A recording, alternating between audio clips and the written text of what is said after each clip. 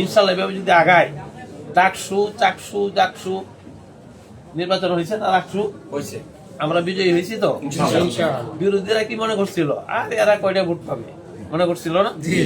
বিজয়টা কেমন হয়েছে? ভূমিধস বিজয় হয়েছে, কল্পনাও করতে পারে নাই।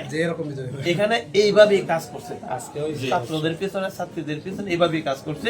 এই ফর্মুলাটাই আমরা এই নির্বাচনে এমপি নির্বাচনে আমরা থ্রু করছি, ইমপ্লিমেন্ট করছি আমরা।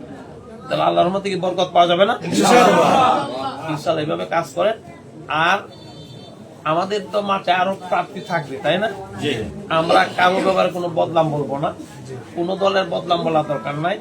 আমাদের নিজের কথা বলতে বলতে তো আমাদের সময় চলে যায়।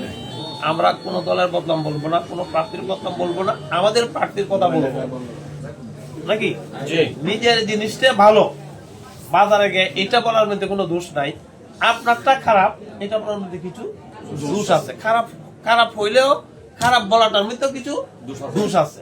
আমরা এই দোষে দুষ্ট হব না।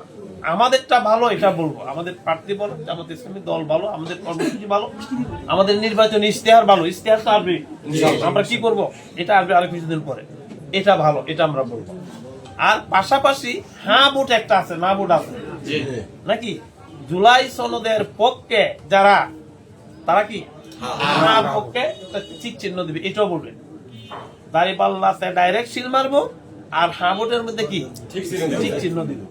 এটা আমাদের দরকার, কারণ হ্যাঁ ভোট যদি বিজয়ী না হয় তাহলে জুলাই যোদ্ধা যারা তারা বিপদে পড়বে, এই দেশ আবার ফিজিবাদের কবলে থাকবে। এই জন্য হ্যাঁ ভোটের পক্ষে আমাদের ভোট দিতে হবে। তো যাই হোক, আমি আর কথা বাড়াবো না, প্রয়োজনীয় কথা হয়ে গেছে। এই কথাগুলি আমরা মনে রাখবো।